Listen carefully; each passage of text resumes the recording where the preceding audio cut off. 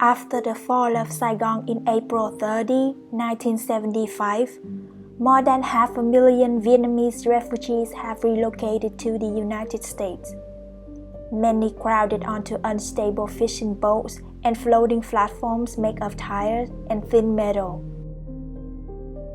They risked their life crossing the South China Sea, hoped for mercy and help from pilots, and rescue boats from Thailand and Malaysia. Through illness, dehydration, starvation, and violent weather, as many as half of the refugees may have died at sea. Many were robbed and killed by pirates. They came to the U.S. in search of peace and opportunity. All they had was hope. The people of the United States will accept Vietnamese refugees? In certain cases, I think that they will accept. In certain cases? Which cases? Those who have families there, and those who have worked for the Americans, and those who have been in the army. What about the others who have never worked for Americans, who don't have families there? What happens to them? I think that the Americans will make a choice and receive them, or those who haven't been accepted by other countries. The United States will take all? Yes. You really believe that? I hope.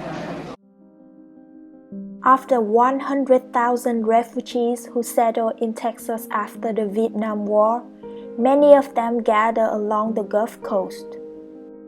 Galveston Bay is the seventh largest estuary in the United States, located along the upper coast of Texas. It is connected to the Gulf of Mexico and is surrounded by subtropic marshes and prairie on the mainland. The water in the bay is a complex mixture of seawater and freshwater, which support a wide variety of marine life.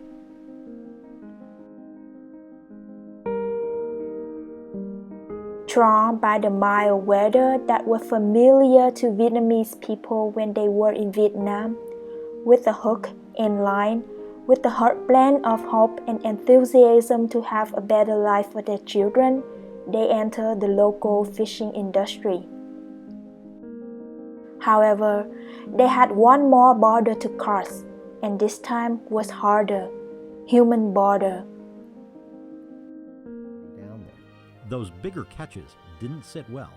We had testimony that these white fishermen would have to come in at 5:30 or 6 to eat dinner because their wives said be home on time, while the Vietnamese fishermen had their entire family on the boats, and they would stay out till it was dark and just started killing the white fishermen out there, and that's what caused the trouble. These Vietnamese shrimpers fought next to the Americans and fled the communist regime, but when they came to this country, they were unwelcomed and unembraced by the same people they fought side by side with in Vietnam. For these new immigrants, one war was over, but another war had just begun. The war against discrimination.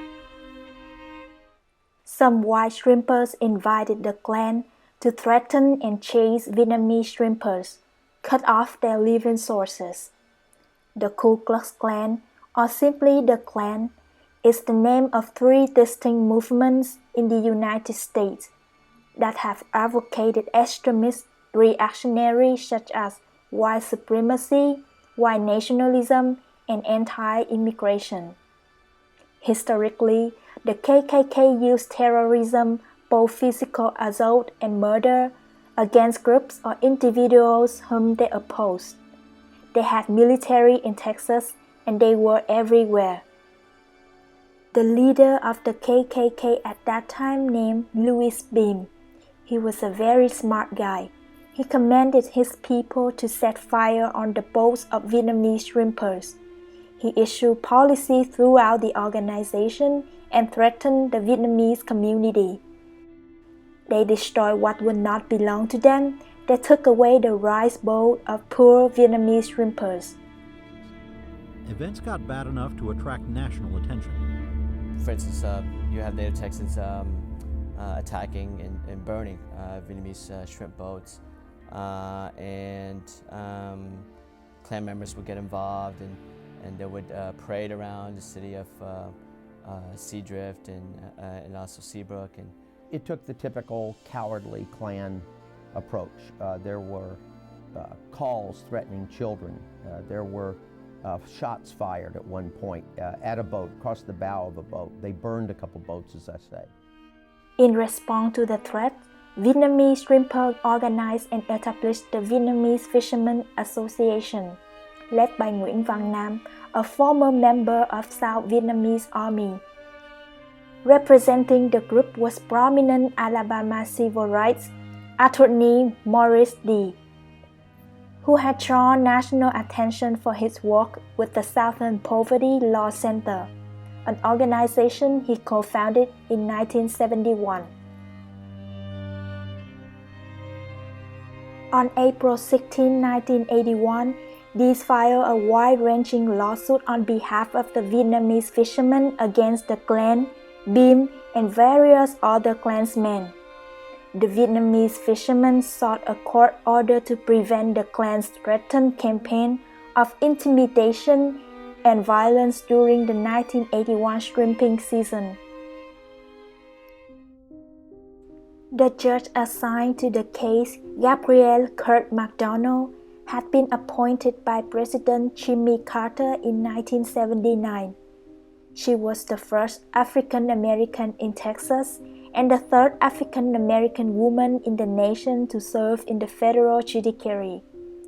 After learning that Judge McDonald was an African American, Binh asked her to disqualify herself for bias. Judge McDonald denied Bihm's request. She would later reveal that she and her family had received death threats while she was handling the case. After 1 year fighting for their rights, Vietnamese won the court over the Klan. On June 9, 1982, the court issued a permanent injunction ordering the Texas Emergency Reserve to disband and prohibiting the Klan from maintaining military organizations, conducting military training, and parading in public with firearms. The injunction was posted in conspicuous locations throughout the Kemah Seabrook area. The crisis was gone, and Vietnamese people started to rebuild their life. They took English class to engage in American society. They were hired by major shipping companies to work in factories. They worked 7 days a week on boats to make ends meet. They opened their own business and sold their shrimps, and they gradually expanded their community. According to attorney David Byrd, one of the people that helped Vietnamese Shrimpers to fight against the Klan, when he came back to Galveston Bay 10 years after the crisis, the entire dock, all the area was owned by Vietnamese fishermen. Their hard work was paid off. This victory marks a great chapter in the history of Vietnamese refugees in the U.S. Overcame a long and dangerous journey, they came to America hoping for a better future, a freedom that they had wished for. But discrimination and prejudice had interrupted their lives, pushed them to a war that they had never wanted to. However, they bravely fought for their rights with the support of some fellow Americans. Once again, they stood together like they used to in the past, only the enemy that was different.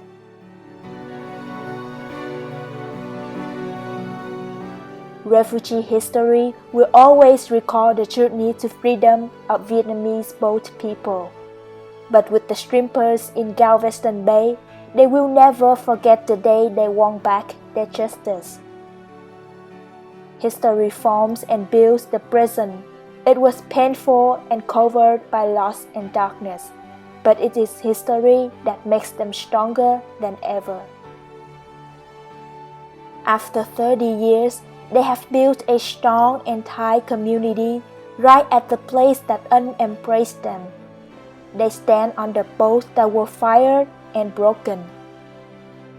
Leaving the past behind, they head toward the sunshine, hope for a bumper and beautiful day.